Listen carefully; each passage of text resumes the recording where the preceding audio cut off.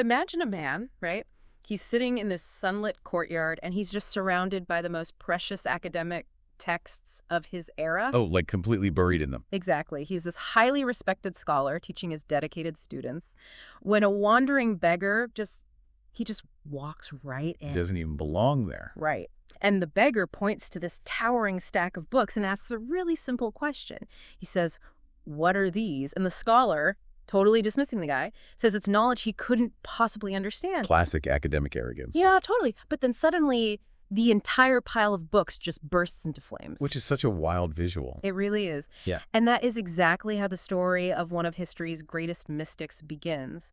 So you are entering a world where ecstatic, cosmic love goes to literal war with rigid religious law. It is the absolute definition of a metaphysical frontier. What you are looking at here is a centuries-long attempt to map the literal mind of God. Yeah. Because usually, when we think about mapping the universe, we picture astrophysicists charting galaxies, right? They rely on cold, hard equations, physical boundaries. Telescopes and math. Right.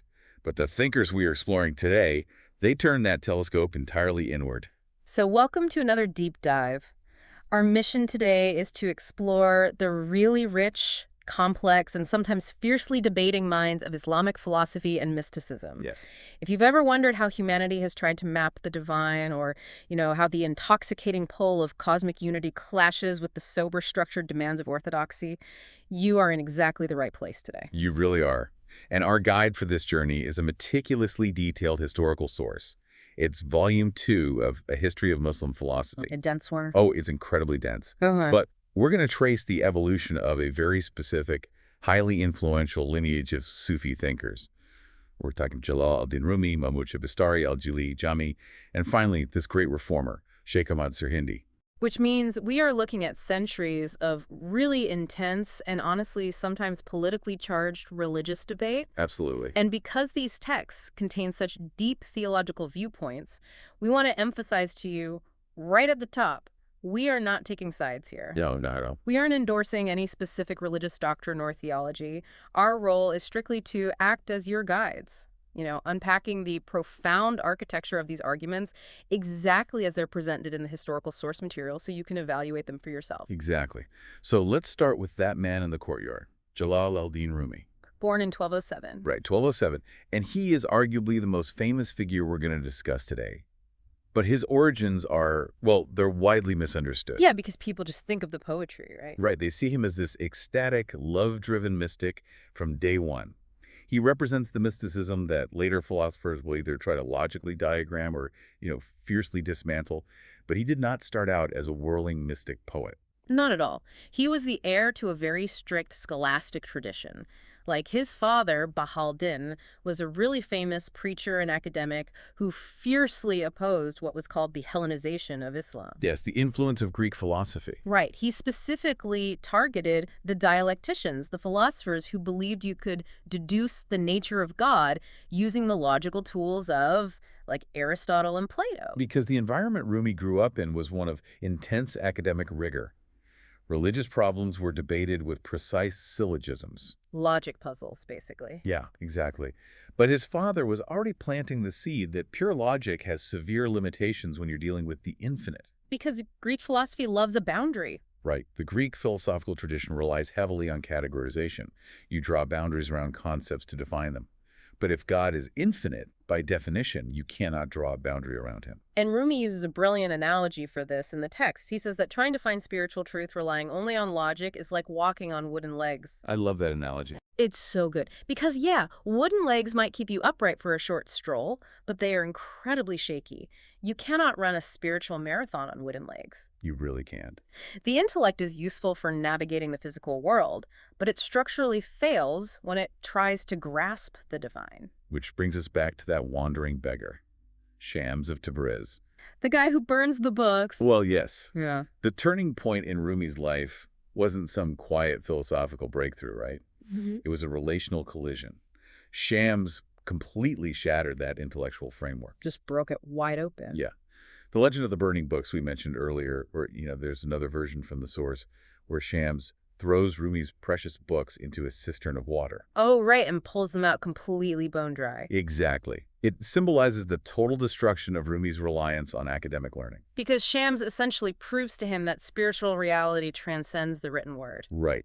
And after being closeted away with Shams for months, Rumi just stops preaching traditional academic sermons entirely. He trades the wooden legs for wings. That's a great way to put it. He transforms into this ecstatic lyricist. But he doesn't just abandon his intellect, right? He points it toward an entirely new metaphysical framework. Okay, let's unpack that framework. Because Rumi's vision of the universe isn't a static creation that was simply willed into existence and left to just, sit there. No, long before Darwin or Henri Bergson, Rumi proposed a dynamic, creative evolution. Which is mind-blowing for the 13th century. Truly. He viewed all of existence as being made up of an infinite number of what we might call egos or monads. Wait, egos? Yeah, in his view, even the most basic matter is fundamentally spiritual in nature. The universe wasn't created out of nothing in a single moment. Instead, there is a continuous eternal emergence of these egos from the divine. Okay, I'm struggling to buy the mechanics of this a little bit. If a rock is an ego, how on earth does a piece of granite yearn to become something else? Like, what's the actual mechanism Rumi is proposing here? So the source explains that once these egos emerge from the divine, they drop to the lowest possible level of sentience. Like rock bottom, literally. Literally. They suffer a sort of cosmic amnesia, becoming inorganic matter dust, rocks, minerals. But embedded deep within that matter is an irresistible internal urge to return to its divine origin. So the rock isn't just inert. It actually possesses a latent spiritual memory of where it came from. Exactly. That memory is the driving force. Rumi outlines a journey. These egos fly about as dust, then they cross over into the vegetable kingdom, becoming plants. Moving up the ladder. Right. And in doing so, the text notes, they forget their previous struggle as mere matter. Oh, that's interesting. Yeah. Then they ascend into the animal kingdom, forgetting their life as a plant and operating on instinct. Finally, they rise to become human beings, developing reason and self-awareness. It's basically a spiritual evolution driven by cosmic homesickness. Cosmic homesickness, yes. Rumi calls the force that drives this upward surge, this continuous assimilation of the lower into the higher, he calls it love. And he takes this concept of love and uses it to explain literal physical phenomena, right? Yes, this is where it gets so fascinating. He says that atoms pull together because they are like lovers drawn to their mates. So he's predicting gravity, basically. Pretty much. He argues that the Earth stays suspended in space because it is magnetically pulled equally from all sides by this cosmic love. He is proposing a grand unified theory centuries ahead of its time, where physics, biology, and spirituality are all governed by the exact same gravitational force. Right. Love isn't just a fleeting emotion for Rumi. It is the fundamental architecture of the cosmos. Wow. It's what makes molecules bond, it's what drives biological complexity, and it's what pulls the human soul toward ultimate reunion with God. But Rumi's whirling, boundaryless universe left a massive problem, didn't it? Oh, huge. Because if everything is just a chaotic dance of cosmic love, how does a human mind actually comprehend it without just losing its sanity? Well, there is a really fascinating historical irony the source points out regarding what happened to this spontaneous energy after Rumi died. Because Rumi hated blind imitation. He detested it. His poetry and his whirling dances were raw, spontaneous explosions of this cosmic love. Right. Yet his followers took that spontaneous ecstatic whirling and formalized it into a rigid institution. Which is so ironic. It really is.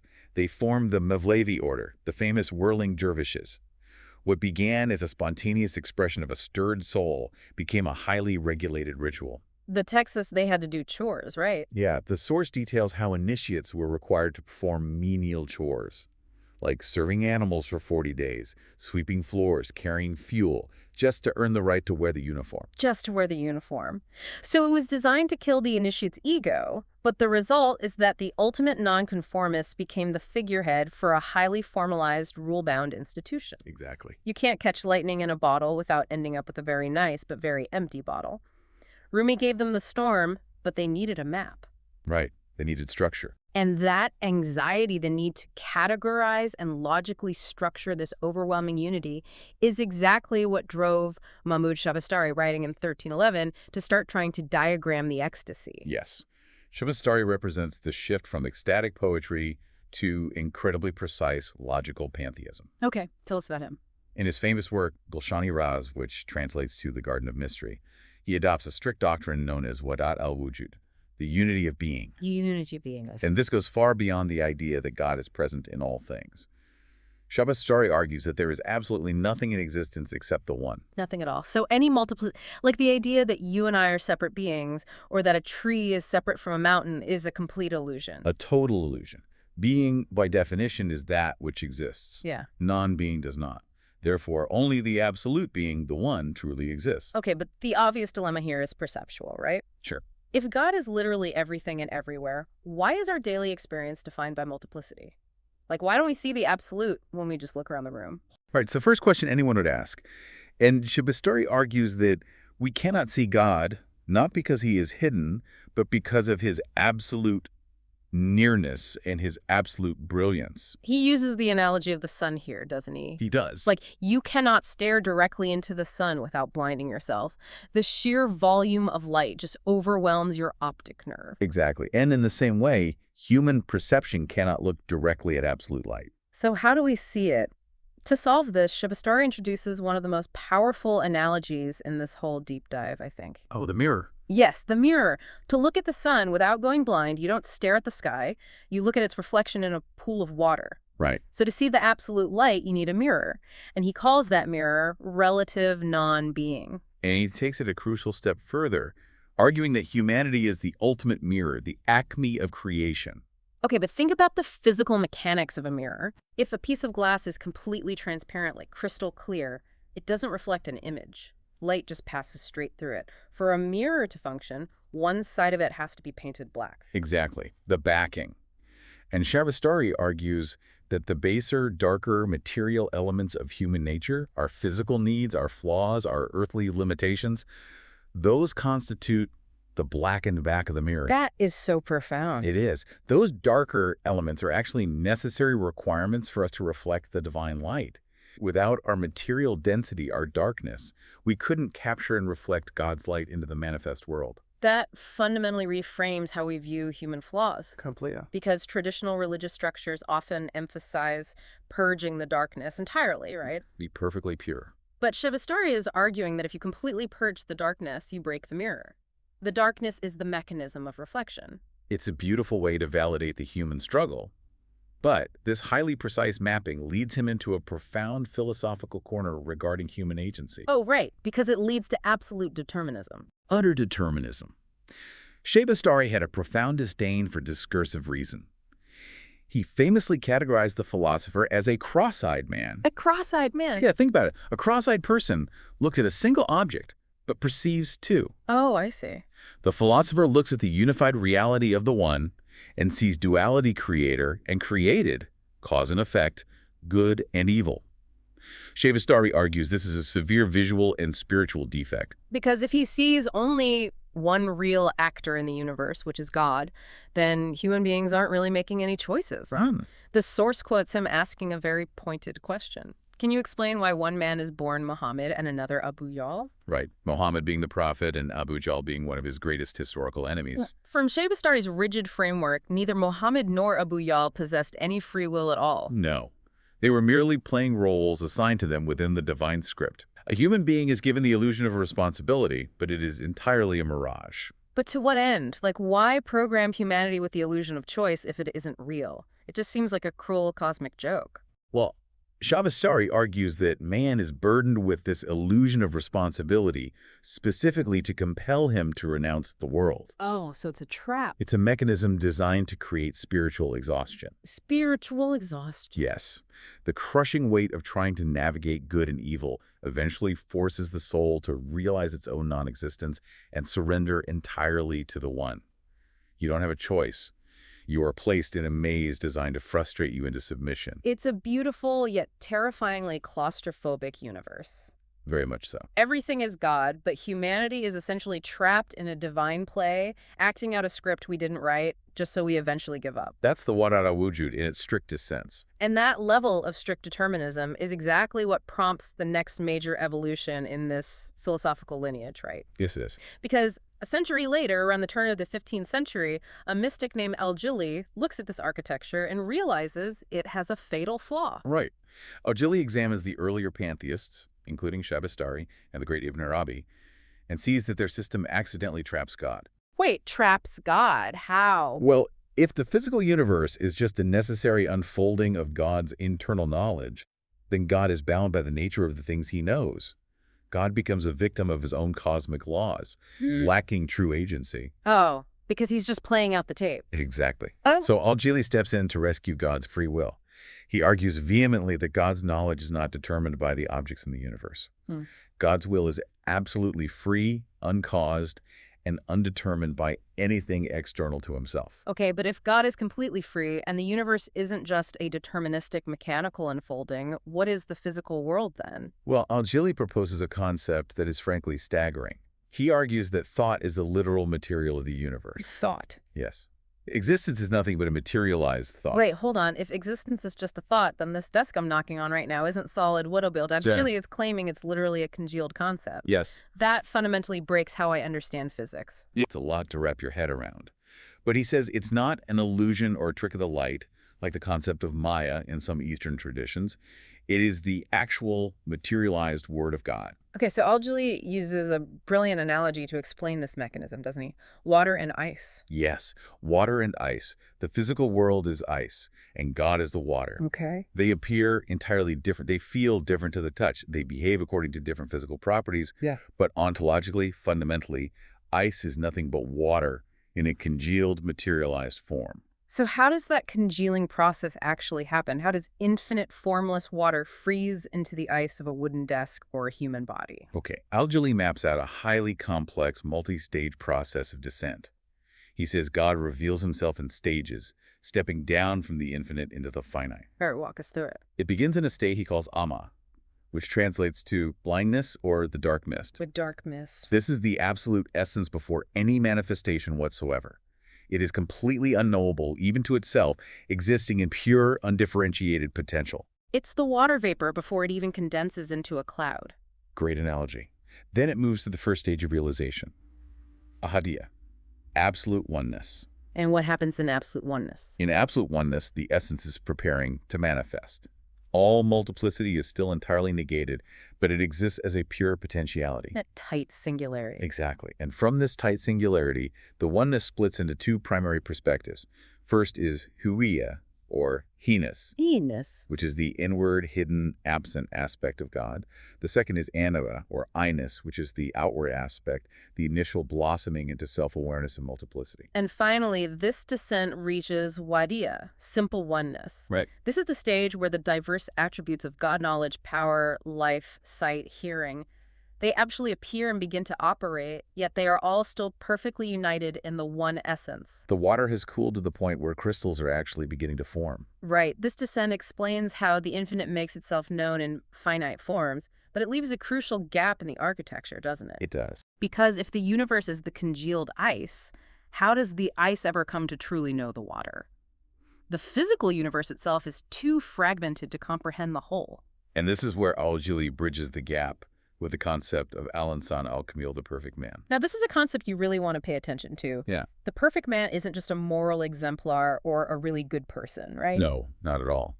In this framework, he is a cosmic necessity. He is the literal linchpin of existence. Wow.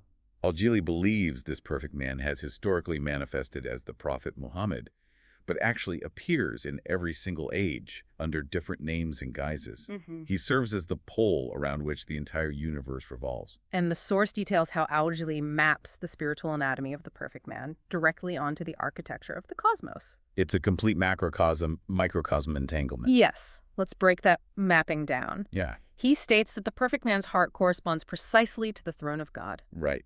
His I-nesses corresponds to the heavenly chair. Okay. His mind is the exalted pen that writes the decrees of destiny. His soul is the guarded tablet where that destiny is recorded. His physical elements, earth, air, fire, water, correspond exactly to the physical elements of the natural world. So if you want to understand the universe, you don't look outward with a telescope. You look inward at the spiritual anatomy of the perfect man. Exactly. He is the bridge because he combines the inward, unmanifested reality of God with the outward, materialized reality of creation. And Al-Jili doesn't just leave this as abstract metaphysical theory, which I appreciate. He provides a practical psychology. Yes, a toolkit, basically. Yeah, outlining the inner tools a mystic must use to ascend back up this ladder of descent. The primary tool is the qalb, the heart. But he isn't referring to the physical organ, is he? No. The heart is a symbol for the spiritual perceptive faculty in humans. Al-Jili argues that the heart is the only thing in existence that can truly contain God. Which makes sense in this framework. Right. The physical universe cannot contain the infinite, but the human heart, through its spiritual capacity, can. And the next tool he mentions is wam, which translates to judgment or apprehension. Yes. Al-Jili considers this the most powerful faculty in human psychology, surpassing even reason. Surpassing reason. Yeah, it is the faculty that allows an intellectual to move past logical proofs and actually acknowledge and worship God. It provides a light of certitude that pure logic can never achieve. Okay, so heart and apprehension. He also emphasizes himma, which is will or intense spiritual concentration, right? Right. If you focus your himma entirely on God, you can achieve your spiritual objectives and bridge that gap between ice and water. But he issues a very stark warning about a different tool, doesn't he? Fiqh or reflection. Yes, Al-Jili warns that relying purely on speculative reflection without being deeply grounded in revelation is highly dangerous. He refers to it as red magic. Red magic. It lands a person in a morass of doubt and endless speculative philosophy. He even admits in the text that he was once trapped in this intellectual labyrinth himself, until a spiritual guide pulled him out. So the intellect can build the maze, but it can't find the exit. Well said, yeah. If you follow Al-Jili's path, ascending using the heart and the will rather than speculative logic, the conclusions you reach are incredibly radical, particularly regarding the nature of good and evil. Oh, very radical. Because if everything is ultimately the ice of God's water, then everything at its absolute core must be good. Right.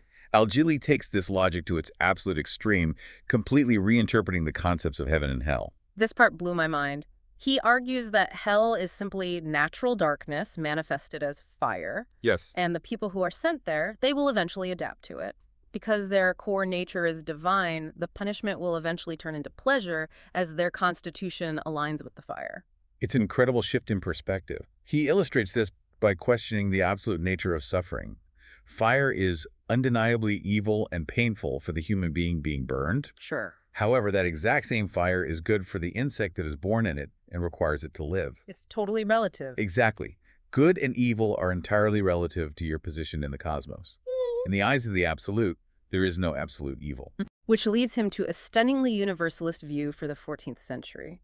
He argues that ultimately, all paths and all religions are just different ways of worshiping the same God, because God decreed all paths. Yes. The idolater worshiping a statue is still, in a convoluted way, worshiping a materialized thought of the divine. Right, so we have built this massive, intricate pantheistic architecture with Al-Jili, a universe made of God's materialized thought, perfectly mirrored by the cosmic bridge of the perfect man, where even the flames of hell are just a different flavor of giant manifestation. It's a huge system. But as this philosophy grew in influence, it faced intense scrutiny.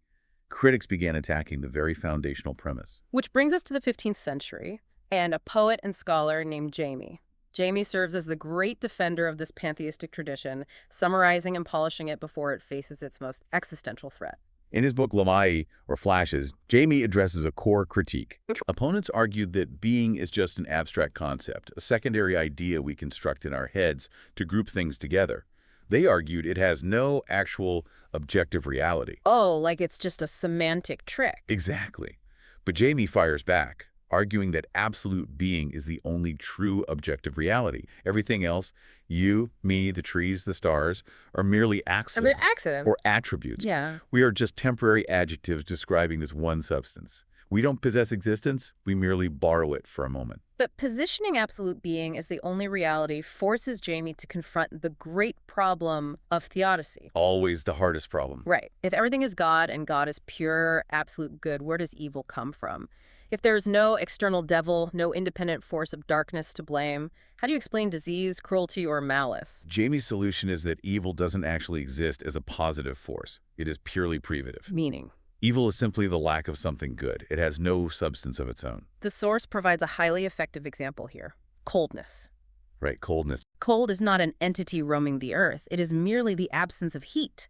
However, if a sudden frost kills the fruit on a tree before it can ripen, we label the cold evil because it prevented a positive outcome.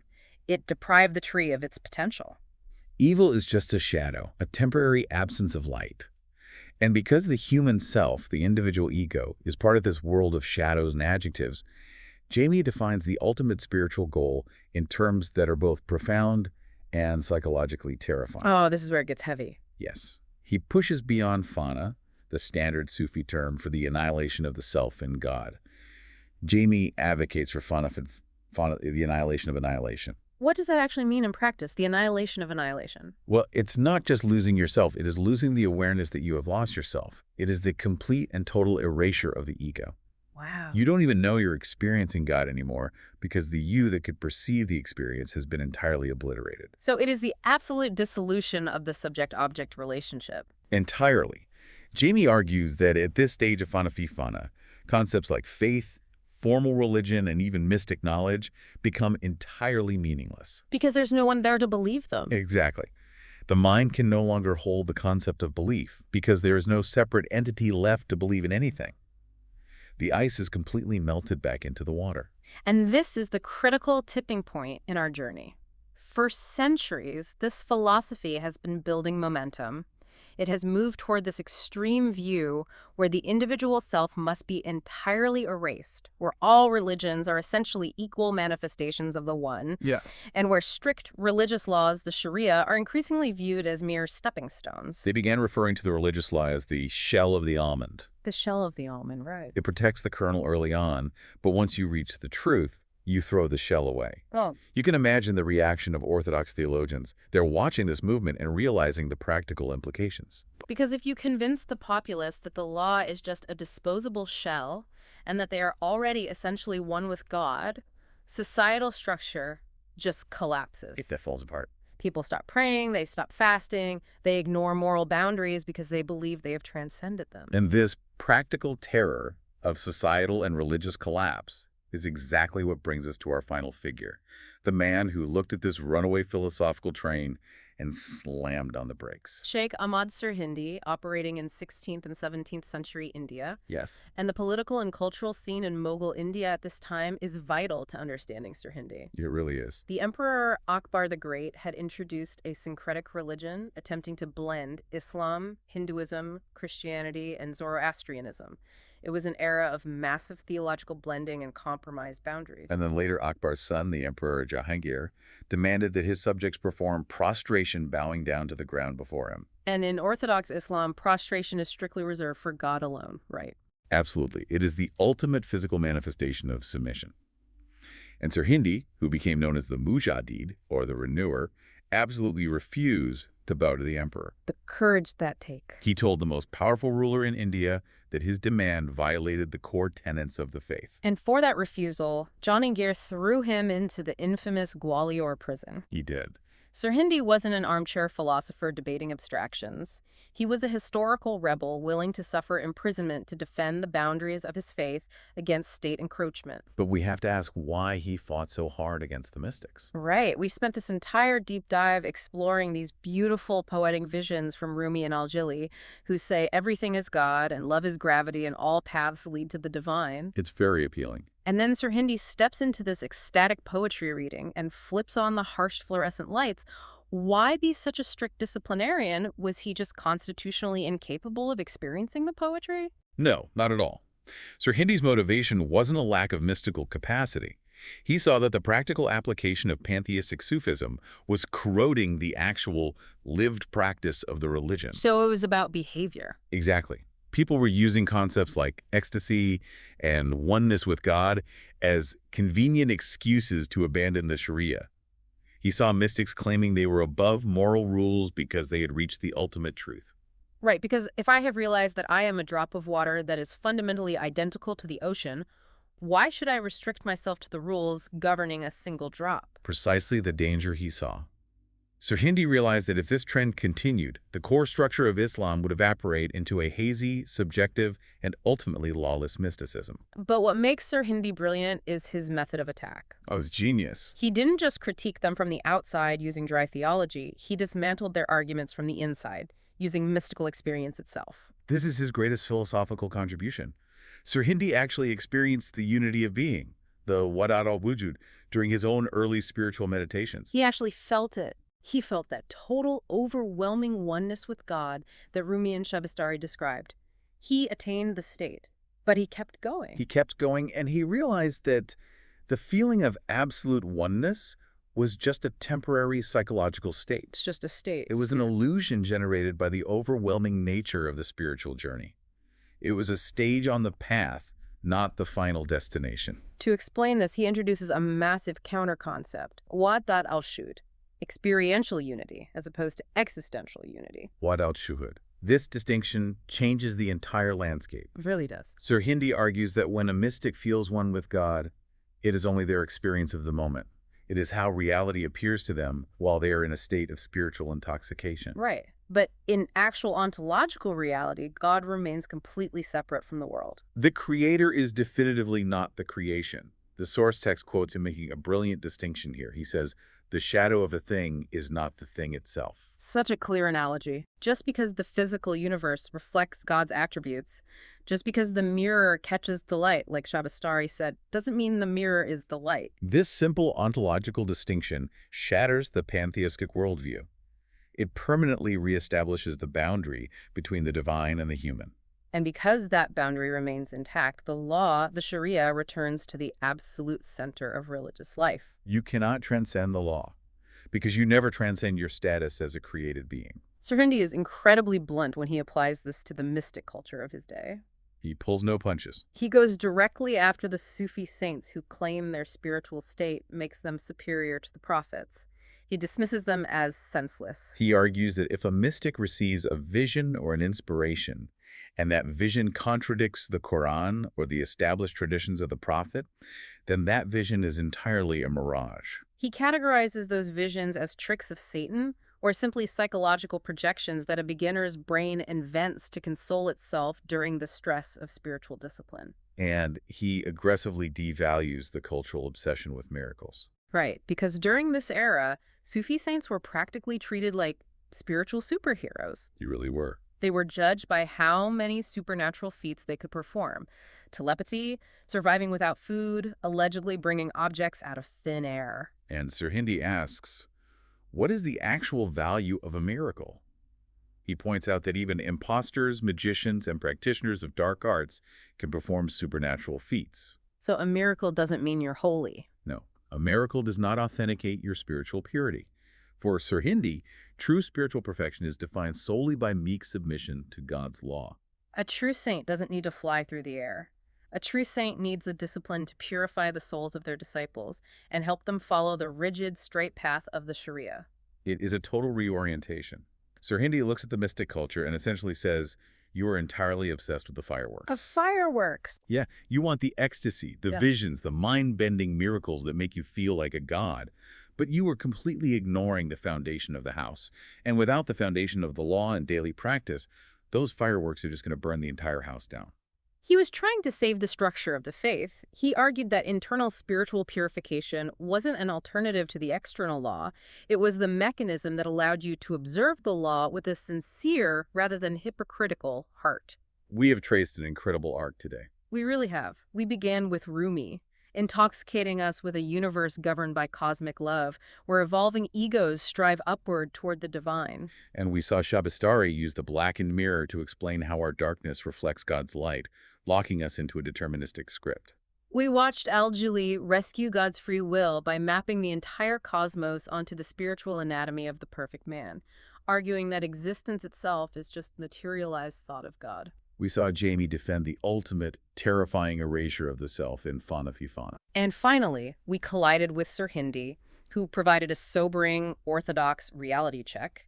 He dismantled the pantheistic illusion by separating experiential unity from existential unity, prioritizing action, firm boundaries, and the law over ecstatic illusion. Looking at this centuries-long debate, It really forces a profound reflection on our own modern pursuits of meaning. How so? Well, today there is a massive cultural industry built around finding mindfulness, ego dissolution, or spiritual awakening.